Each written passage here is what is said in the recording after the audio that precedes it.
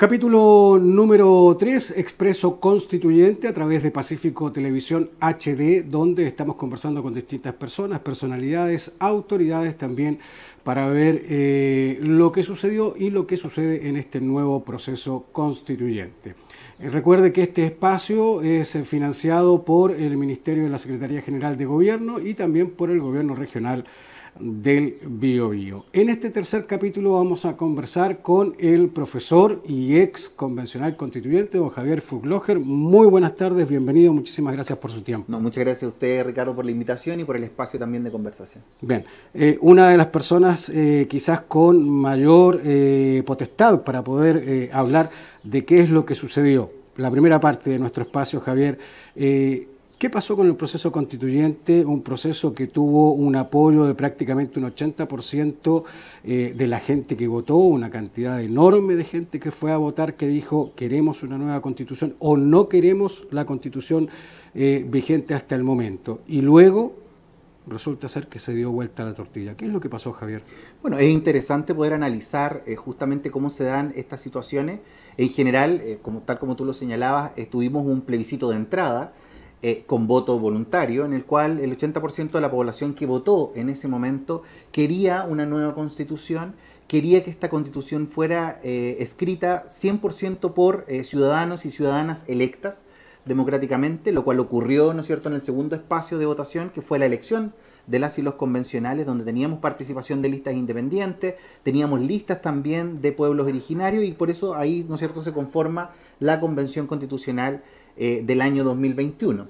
Ahora, claramente la democracia se expresó también en un contexto de voto obligatorio, y el 60% dijo que esta propuesta no era, digamos, del agrado de la mayoría de la población, y es por eso que hoy día continuamos en ese proceso de búsqueda de una nueva constitución. Y es súper interesante porque no es algo a lo cual nuestra historia esté ajena. Nosotros ya hemos vivido procesos históricos en los cuales como nación, ¿no es cierto?, como Estado, buscamos una carta constitucional que se ajuste a las necesidades que tiene el país el día de hoy, y esa es la ruta que ha determinado la ciudadanía democráticamente. Y los factores que pueden explicar esa votación son muchos, entre ellos el voto obligatorio, que por primera vez en años se daba, la forma también en que trabajó la convención. Creo que la gente privilegió mucho la forma respecto del fondo, y bueno, otros factores que obviamente dan para un largo análisis respecto de cómo se generaron esas dinámicas, pero lo importante es que tenemos que rescatar de este proceso, que fue un proceso democrático, un proceso que nos llevó a discutir nuevamente sobre la constitución que queremos para nuestro país, y que esa discusión continúa y tenemos que seguir siendo parte de esos espacios. Hoy día ya estamos en este nuevo proceso, ya pasó esa etapa, se proponen bordes de alguna u otra forma para lo que se pretende escribir, que haya gente que quizás esté más preparada intelectualmente, gente que esté más relacionada con la Constitución, pero sí hay temas que calaron hondo en la gente, como es el medio ambiente, como son las distintas diversidades que hay en nuestro país, como quizás algunas otras situaciones que de alguna u otra manera provocaron los famosos fake news o todo ese tipo de cosas, más allá de lo que fue el plurinacionalismo, que quizás no fue entendido o fue mal interpretado o no fue bien explicado, más allá de los sistemas de justicia. Pero sí hay cosas que quedaron, como es el tema del medio ambiente, el tema del agua, el tema de la salud, que es lo que quiere la gente hoy día, y hoy más que nada seguridad. Yo creo que es interesante mencionar también que la convención constitucional que nosotros conocimos, que funcionó, ¿no es cierto?, y que generó esta primera propuesta, es fruto del acuerdo del 15 de noviembre, ¿no es cierto?, donde los partidos políticos acordaron cómo iba a ser este proceso. Obviamente en las urnas se reflejó una realidad diferente, donde tuvimos partidos políticos que estaban muy, digamos, escasamente representados, como en el caso de la Democracia Cristiana, el Partido Radical, el PPD, ¿no es cierto? Y hoy día se gesta un proceso nuevo, que ahora los partidos nuevamente están en ese diálogo y en esa discusión. Pero lo importante es que se generó la discusión que se había proyectado para ese espacio. Se generó una discusión donde justamente el medio ambiente tomó un rol principal, y no solamente el medio ambiente, sino que también cómo reconocemos a los pueblos originarios, cómo reconocemos los derechos de niños, niñas y adolescentes, cómo reconocemos también otras necesidades históricas, como es el tema de tener una seguridad social robusta, una salud que satisfaga a la población, en el cual tenemos también un tema importante como país que solucionar, una educación que sea habilitante de derecho, y creo que esos son los tópicos que tienen que dirigir el nuevo proceso constituyente. Hoy día ya tenemos, digamos, 12 lineamientos base que los partidos han acordado, que estaban en la propuesta rechazada, pero que es importante que se mantengan en la propuesta futura. Y lo importante es cómo la ciudadanía se vincula en este proceso nuevo, y obviamente va a ser algo que se va a determinar en la discusión que tienen hoy día los sectores políticos que están en este diálogo, en cómo va a ser el proceso, cómo se va a llamar, cómo se va a elegir a las personas nuevamente que estén ahí. Y lo importante es que los profesionales que participaron de la primera redacción, porque no hay que olvidar que expertos habían. Tomás Jordán, por ejemplo, asesoraba a constituyentes que luego votaron rechazo, pero él apoyaba, ¿no es cierto?, la propuesta de nueva constitución. Cada convencional tuvo profesionales en las diferentes áreas o los colectivos en sí, y lo importante es que esos mismos profesionales puedan seguir participando, ya sean los centros de estudio que tienen los partidos políticos o profesionales, ¿no es cierto?, que se adhieran a esta propuesta nueva y que estén ahí colaborando o en paralelo con los convencionales o el nombre que reciban, ¿no es cierto?, estas personas electas, o directamente, ¿no es cierto?, dentro de esta discusión ya en una forma mucho más vinculante.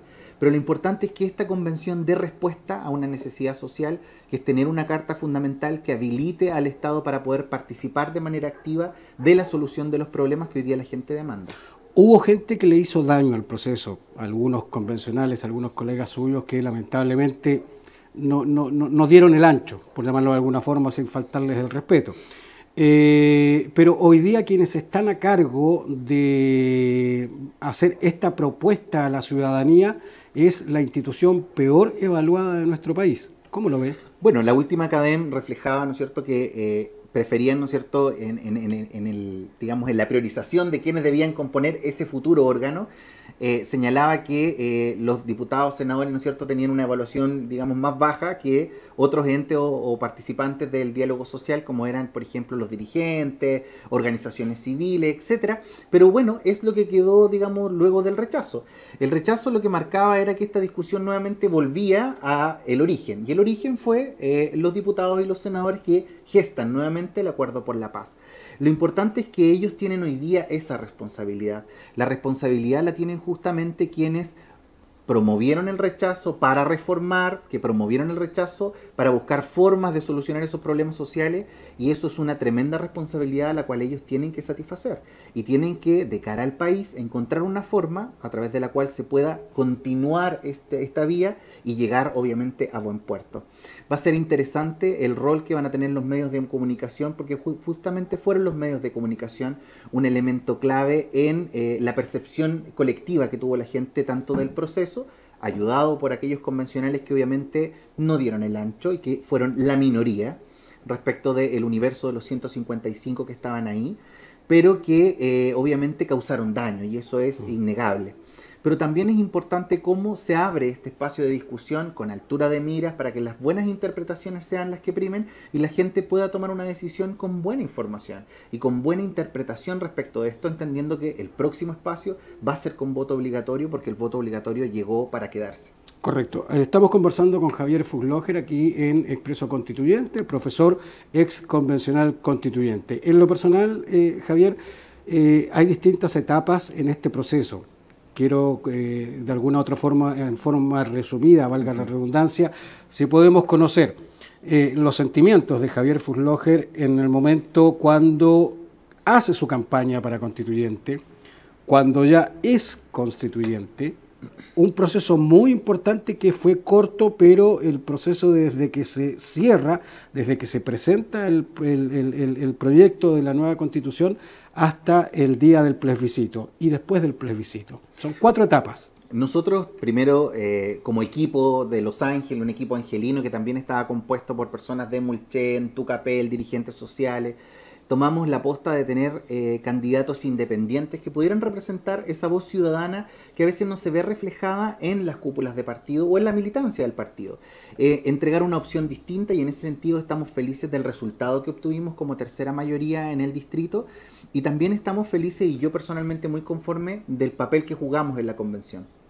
Con seriedad, con responsabilidad. Nosotros tomamos los temas con altura de mira, elaboramos propuestas que fueron las que estuvieron en la propuesta de nueva constitución, que respondían en materia de seguridad social, salud, educación, trabajo, entre otras. Los miembros del colectivo en el cual yo me desempeñé, que era Independientes No Neutrales, también tuvieron un rol importante. Tuvimos un gran vicepresidente que fue Gaspar Domínguez, y en ese sentido nosotros estamos conformes con nuestro desempeño en el proceso constituyente. Hubiéramos esperado obviamente tener otro resultado en el plebiscito, pero en campaña también nos dedicamos a algo importante, que fue informar. Salimos a todos los lugares, estuvimos aquí en Los Ángeles generando información, generando espacios de diálogo, espacios de dudas y consultas, haciendo pedagogía social, y esa va a ser nuestro rol en lo que venga, porque creo que es importante que exista una bajada a la ciudadanía de temas que son complejos, pero explicados de manera sencilla, para que nuevamente la información fiable, veraz, muy lejana a lo que es aquel sesgo que pudiera ser que una interpretación que no es correcta, como era la interpretación de que la vivienda no iba a ser propia, ¿no es cierto? Que después las propias cúpulas del rechazo salieron a decir que eran interpretaciones erradas, pero que ellos no las señalaron de manera explícita. Bueno, ese tipo de distorsiones no se dé, porque los procesos de diálogo ciudadano tienen que ser transparentes, tienen que ser de cara a la ciudadanía, y eso es lo que nosotros apostamos a esta próxima etapa que venga. Pero respecto de las etapas anteriores estamos conformes con nuestro rol, y obviamente, lamentablemente, hay decisiones que son superiores a uno, y uno no puede velar por el comportamiento de los demás convencionales, de algunos muy específicos nuevamente, que le causaron un tremendo daño a la convención y que lamentablemente no supieron el lugar ni en la responsabilidad que tenían. Pero yo confío en que las próximas personas que sean electas para este trabajo van a entender eso muy bien y no van a decepcionar a nadie. Como sociedad, como país, como un conjunto, ¿cuánto maduramos democráticamente? ¿Encuentra usted que hubo una maduración democrática de la gente? ¿Hubo una cultura cívica, a pesar de que estamos súper pobres? Pero sí, ¿hubo un crecimiento con este proceso que vivimos recientemente? Por supuesto que sí. Yo creo que todo lo que nosotros avanzamos ya deja huella. Dejamos la paridad como una institucionalidad en la cual las mujeres tienen que estar representadas de igual manera que los hombres. Dejamos abierto un camino para que las diversidades puedan. Hoy día tenemos diversidades por primera vez representadas en el Parlamento, y esa es una huella de la Constitución. La Convención fue la primera que tuvo diversidades en su composición, en un espacio de poder político, y eso es sumamente importante. Y también en que la discusión constitucional de algo que es a veces ajeno, porque una constitución es tan importante para mi vida, volvió nuevamente a nuestra mesa, volvió a la discusión con los vecinos, con los amigos, y ese debate democrático que se da en la mesa, donde nos involucramos en temas que nos afectan directamente y que en los cuales nosotros tenemos que tener alguna injerencia, es la huella más grande que dejó este proceso. Volver a dialogar sobre temas relevantes de interés nacional, y no solamente nacional, sino que también local. ¿Existe algún miedo, Javier, de que la contingencia de alguna u otra forma opaque este proceso? Me refiero a que obviamente estamos con una tremenda crisis económica, estamos con niveles de inseguridad exorbitantes, hay problemas en atención de salud, y que esos temas de alguna u otra forma opaquen lo ganado en cuanto a diversidad, en cuanto a paridad, quizás que se ponga sobre el tapete el tema de nuestros ancestros, nuestras culturas primarias. ¿Existe ese riesgo o no? ¿Usted cree que no? Yo creo que por supuesto que sí. Sin duda alguna, este plebiscito estuvo marcado por una situación mundial de crisis económica con la inflación. Teníamos situaciones puntuales en materia de seguridad social, teníamos situaciones nacionales en materia de seguridad, con la delincuencia, con la situación propia de nuestro distrito, aquí en Biobío, Arauco, y también la región adyacente de la Araucanía, y todo eso obviamente jugó también, y se debe, ¿no es cierto?, a estos factores externos que también incidieron en esta respuesta. Yo creo que esos elementos van a seguir estando. vamos a tener el mismo contexto en el próximo debate constituyente, y lo importante es cómo nosotros focalizamos el debate en lo que corresponde al debate, y también el gobierno se enfoca en dar respuesta a los otros temas que tienen relación con el contexto general. Pero lo importante es que, a pesar de que estemos en un contexto de crisis, nosotros tenemos que seguir este debate, tenemos que seguir este diálogo, porque es lo que nos va a permitir tener un Estado más robusto, tener una mayor garantía de derechos que nos permitan afrontar esto. Las crisis son pasajeras, las crisis no llegan para ser eternas. Siempre nosotros hemos tenido crisis y hemos sabido superarlas, pero hemos sabido superarlas con diálogo, con debate y sobre todo con respeto. Y lo importante es que esta discusión en el Parlamento se dé con respeto entre los diferentes actores políticos, algunos que no estaban representados en la primera convención, como era por ejemplo el Partido de la Gente, y lo importante es que se dé dentro de una altura de mira que permita una construcción de una carta fundamental, como decían algunos, tal vez un poco más neutra, y que permita que todas las visiones se vean representadas considerando elementos que yo creo que, independientemente de que estemos en una crisis económica o de seguridad, van a estar igual. Los pueblos originarios van a estar representados igual, tal vez en menor cantidad, pero van a estar. Las diversidades también, que decir, ¿no es cierto?, de la paridad. Entonces son elementos que ya están cimentados, van a seguir continuando, y lo importante es cómo nosotros nos relacionamos nuevamente a este proceso, nos vinculamos de nuevo con el proceso dentro de un contexto que lamentablemente es difícil. Lo último, Javier, cuando terminó todo esto, cuando Javier ya vuelve a su etapa laboral, ¿cómo lo recibió la gente, la familia, el barrio, los conocidos, los amigos de toda la vida?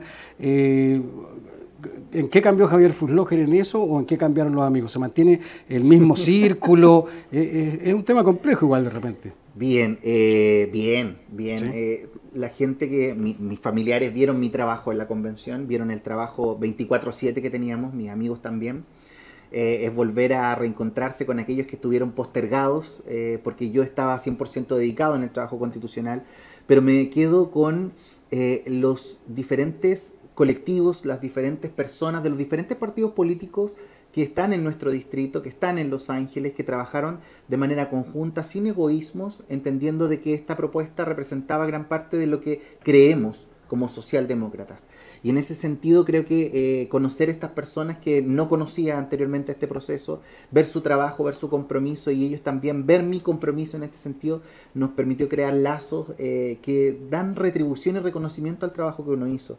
En el establecimiento educacional donde yo también trabajo, se reconoce eso, más allá del resultado, el hecho de que nosotros hayamos tenido un desempeño serio, un desempeño comprometido, genera huella en quienes están alrededor, y para mí esa es la mayor gratificación, además de haber participado de este proceso único, independientemente nuevamente de su resultado. ¿Tendremos nueva constitución? Yo estoy confiado en que sí, vamos a tener nueva constitución. Vamos a tener una constitución que creo que en líneas generales va a ser muy similar a la que tuvimos anteriormente, pero que obviamente va a tener algunos elementos que la van a diferenciar, pero lo importante es que tengamos una constitución que nos garantice derechos, que avance en protección del medio ambiente, y por sobre todo que tome, y esto yo creo personalmente, y este ojalá es mi anhelo, que tome artículos tan relevantes como el 170, 171 y 172, que ponían al Estado en un rol controlador de órganos que eran posibles, factibles de caer en corrupción. El 170 mandataba al Estado a prohibir la corrupción, investigarla, denunciarla y obviamente penalizar a aquellas personas que estuvieran involucradas en estos hechos, y el 172 hablaba derechamente de que quienes estuvieran vinculados a corrupción no podían tener cargos públicos, y creo que esos son elementos fundamentales cuando nosotros queremos darle otro soporte al Estado y cuando queremos que la transparencia se transforme en un elemento que le dé estructura al Estado y que también le dé fiabilidad a la política, que es importante para la conducción de la República.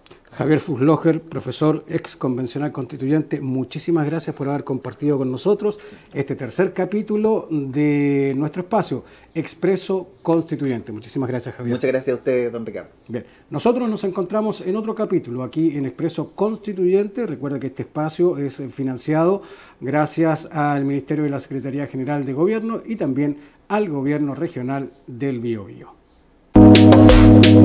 Pacífico Televisión presentó Expreso Constituyente. Este programa llega a sus hogares gracias al financiamiento del Fondo de Fomento de Medios de Comunicación Social del Gobierno de Chile y el Consejo Regional.